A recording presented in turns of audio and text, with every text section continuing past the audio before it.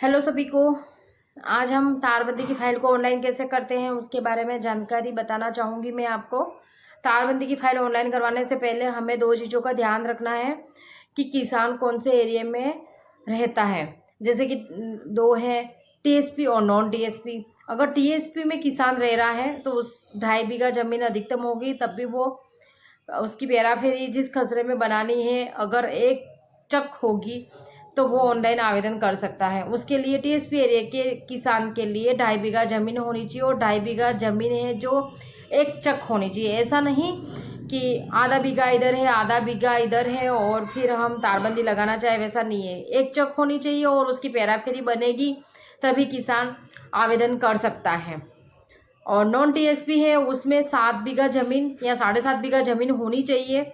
और उसमें क्या है कि अगर एक किसान के नाम पर 7.5 बीघा ज़मीन नहीं है तो वो 3 किसान या 2 किसान समूह में मिलकर भी ऑनलाइन आवेदन कर सकते हैं। और टीएसपी में भी अगर किसी के पास 2.5 बीघा ज़मीन नहीं है लेकिन 3-4 भाई हैं मिलकर, अगर उनके पास में ज़मीन 7.5 बीघा या 8 बीघा 10 बीघा हो रही हो तो वो समूह में भी ऑनलाइन कर सकते हैं। टीएसपी एरिया में भी ऐसा नहीं है कि हाँ 2.5 बीघा एक के नाम पे हो तभी समूह में वहाँ पे भी ऑनलाइन आवेदन हो सकता है। अब सब्सिडी कैसे जाएगी? सब्सिडी की प्रोसेस ऐसे है कि एक है 48,000 जो फार्मर 10 बीघा से ज़मीन कम है और लघु सीमांत सर्टिफिकेट या श्रेणी में आता है और उसको फेंसिंग करवानी है तो उसको जाएगी 48,000 अभी 2023 की गाइडलाइन के अकॉर्डिंग। फिर अगर गाइडलाइन अगर चेंज हो गई तो सब्सिडी की प्रोसेस भी चेंज हो जाएगी। और नॉन टीएसपी है उसमें भी अगर लघु सीमांत सर्टिफिकेट हो और जैसे 7.5 बीघा ज़मीन हो और 3 किसानों ने भी समूह में आवेदन किया हो तो तीनों किसानों का लघु सीमांत सर्टिफिकेट होगा और उसमें अप्लाई किया होगा ऑनलाइन में तो उनको सब्सिडी उस हिसाब से जाएगी। या फिर क्या होगा कि किसी किसान के पास में मान लो कि 30 बीघा ज़मीन है या 23 बीघा ज़मीन है लेकिन उसको सिर्फ 400 मीटर की पेराफेरी में अगर तारबंदी लगानी हो तो वो आवेदन करेगा, उसको अधिकतम 40,000 रुपये सब्सिडी जाएगी। जिसके पास अधिक ज़मीन है जैसे 10 बीघा से ऊपर ज़मीन एक चक एक किसान के पास में हो, लेकिन किसान का क्राइटेरिया क्या है कि कोई भी किसान आवेदन करेगा और उसको 400 मीटर की पेराफेरी या फिर एक चक ज़मीन पे 400 मीटर की तारबंदी पे ही हमारी कृषि विभाग से जो सब्सिडी है वो जाएगी। इसके अलावा 400 मीटर के अलावा अगर किसान 500 मीटर भी ऑनलाइन करवाना चाह रहा हो तो वो 100 मीटर उसका स्वयं का होगा।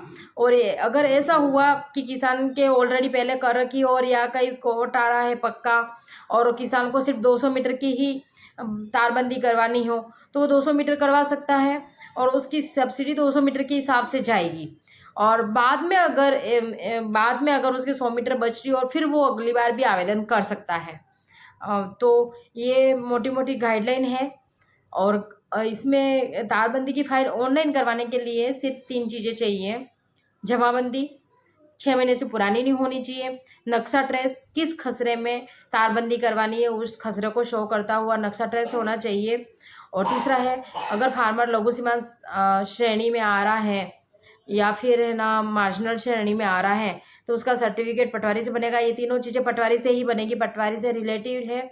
नक्शा ट्रेस, जमाबंदी और लघु सीमांत सर्टिफिकेट या मार्जिनल सर्टिफिकेट है, सीमांत सर्टिफिकेट जिसको बोलते हैं, ये हो ऑनलाइन हो जाएगी। अगर किसान जैसे कि ज़्यादा ज़मीन वाला है और बड़ी श्रेणी का हो, उसको लघु सीमांत सर्टिफिकेट नहीं है तो उसको लघु सीमांत सर्टिफिकेट लगाने की ज़रूरत भी नहीं है। उसका नक्शा ट्रेस और जमाबंदी दोनों से ही काम चल जाएगा और 2 डॉक्यूमेंट से भी आवेदन जिसके पास ज़्यादा ज़मीन है वो कर सकता है। जिसके पास में कम ज़मीन है उसको 3 चीज़ें चाहिए और तीनों चीज़ों को लेकर ऑनलाइन आवेदन कैसे करते हैं हम देखते हैं आगे। सबसे पहले हम इंटरनेट कनेक्शन पे जाएंगे, वहाँ पर हम राज किसान साथी पोर्टल लॉगिन करेंगे। इस तरह की साइट खुल जाएगी। इस साइट को खोलने के बाद में सब हम टॉप में जाएंगे, जो पहले भी मैंने ये बता रखा है, वहाँ पर जाके नागरिक या किसान लॉगिन, उसके बाद में हम जनाधार डालें। जनाधार डालते ही उस फार्मर की जो लिस्ट होगी वो आएगी, जिसके नाम पे ऑनलाइन करना है उसको सेलेक्ट करके ओटीपी भेजा। ये ओटीपी जाने की प्रोसेस हो गई और ओटीपी आते ही हमें ओटीपी डालना है। ओटीपी डालने के बाद में उसको वेरीफाई करेंगे। वेरीफाई होते ही इस तरह से स्लाइड खुल जाएगी। जो वहाँ कॉर्नर पे दिख रहा है 3 जो डंडे दिख रहे हैं यहाँ पर जाके हमें क्लिक करना है। ये जैसे कृषि सब्सिडी सेवाएं हैं वहाँ पे जाना है हमें। इस खुल गई, सारी योजना आ गई, हमें जाना है अभी फेंसिंग पे। हमने फेंसिंग को क्लिक किया और इन सबको रीड करने के बाद में देन क्लिक करके नेक्स्ट पे जाना है। नेक्स्ट पे जाने के बाद में ये फेंसिंग का खुल गया है। सबसे पहले आ गया है कि आप लघु सीमांत श्रेणी में हैं या नहीं, तो वो हम जन आधार में ऐड करवा सकते हैं। उसके बाद में हम हमारा डिस्ट्रिक्ट भरेंगे। डिस्ट्रिक्ट भरने के बाद में हम जैसे पंचायत समिति हो गया उसको भरने के बाद में हम नीचे आ जाएंगे।